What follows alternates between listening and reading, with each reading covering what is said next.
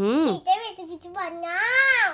এখন না, এখন কি বানাবো? সবসময় চানাচুর, ফ্রুটি, বিস্কুট ভাল লাগে না খেতে। ঠিক আছে, একটা আইডিয়া। আজকে তাহলে মাংস দিয়ে কিছু একটা হ্যাঁ, বানালে তাহলে কেমন হয়? চিকেনের একটা আইটেম বানাবো। ঠিক আছে, ঠিক আছে, চলো তাহলে চিকেনটা ওই ঝটপট। মেলায় দিয়ে সেটা খেয়েছিলাম, ওইটা বানালে কেমন হয়? হ্যাঁ, ওটাই বানাবো। চলো চলো, তাহলে অনেক দেরি হয়ে গেল, চিকেনটা তো তাড়াতাড়ি আনতে হবে। চলো চলো চলো যাই। দৌড়াস না পটাস, দৌড়াস না। দেখেছিস দেখেছিস, আবার বলছি দৌড়ায় না, আসতে। এই তো দোকানে বলেছিলাম আসতে না, দেখেছিস গন্ধ কেমন। বলেছিলাম আমি নিয়ে আসি, তুই তো শুনলি না, এসেছিস এখন তো গন্ধ। কুকুর কুক কুক করে কেন এরা? হুম, তুমি তো বললে কুকরু কুকের রেসিপি হবে, সেই জন্য। মাথাটা কেটে দিয়ে নড়তেই থাকে। দেখুন বন্ধুরা, মা মাংসটাকে পরিষ্কার করে হাড়গুলোকে বের করে ভালো করে ছোট করে পিস পিস করে দিয়েছি। দিয়ে দিল দই, টক দই, টক দই, লঙ্কার গুঁড়ো, তারপরে এটা কি, জিরের গুঁড়ো, জিরের গুঁড়ো, গোলমরিচের গুঁড়ো। গোলমরিচের গুঁড়ো, এটা একটা স্পেশাল কাবাব মশলা, সেটা আমি বলে দিচ্ছি কি কি দিয়েছি। আদা বাটা, রসুন বাটা, এবার বাটা? দিয়েছি, হ্যাঁ এবার দিয়েছি পুদিনা পাতা বাটা, ধনে পাতা বাটা। এইবার স্বাদ মতো, লবণ। না হ্যাঁ স্বাদ মতো তো লবণ দিতেই হবে, তার মধ্যে একটু লেবুর রসও দিয়ে দিলাম, তাই না? হ্যাঁ, নাহলে আমাদের কাবাব রেসিপিটা হবে কি করে? হ্যাঁ, এটা খেতে খুব, সেই আমরা পাটুলিতে খেয়েছিলাম, হ্যাঁ। মনে আছে পটাশ? আর স্বাদ মেলাতে। লবণ দিয়ে মেখে নিচ্ছি। হ্যাঁ, মেখে এটাকে ফ্রিজে 2 থেকে 3 ঘন্টা রেখে দেবো।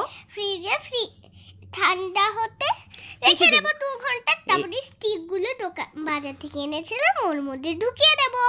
হ্যাঁ দেখো, স্টিকগুলো সব একটা একটা করে ধরে ঢুকিয়ে দেবো। এটা আমারও ভীষণ ফেভারিট।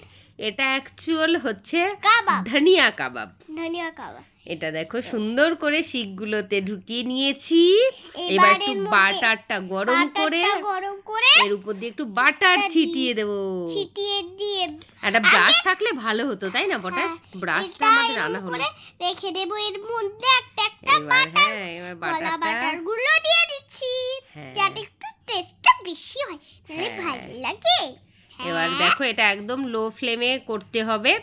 বাটারটা দিচ্ছে আর আগুনটা ধরে যাচ্ছে। এটা কয়লা বা কাঠ হলে বেশি ভালো হতো। দেখো এরকম স্মোকি স্মোকি একটা গন্ধ আসবে, তাই না? হয়ে গেছে, স্মেল আসবে, একটা স্মেল আসবে। স্মেলটা আসছেও না? হ্যাঁ, রেডি হয়ে গেছে। মানে হ্যাঁ, এটা এবার ready একটু হতে ঘুরিয়ে অনেকক্ষণ ফিরিয়ে, সময় লাগে বলে পরের ভিডিওতে দেখিয়েছিলাম, দুটো একসাথে জোড়া লাগিয়ে দিয়েছি। এবার হ্যাঁ অনেক টাইম লাগবে, একটুখানি সময় নিয়ে। অতক্ষণ দেখতে দেখতে তো আপনাদের চোখটা পুরো ইয়ে হয়ে যাবে, হ্যাঁ, খারাপ।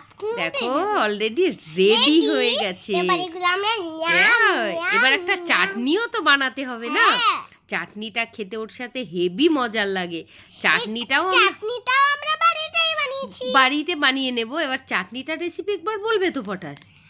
হ্যাঁ, প্রথমে কি দিলাম? তেঁতুল, তেঁতুল, কাঁচা লঙ্কা, ধনেপাতা, পুদিনা পাতা, রসুন, লবণ, আর সামান্য একটু চিনিও দিতে পারো, দিয়ে মিক্স করে দিলেই হয়ে গেল। কি টেস্টি না পটাশ? তোমার আন্টিটা লাগবে। খুব টেস্টি না? হ্যাঁ খুব টেস্টি হয়েছে। হ্যাঁ, স্মেলটা দারুণ আছে। চাটনিটাও কিন্তু অসম্ভব।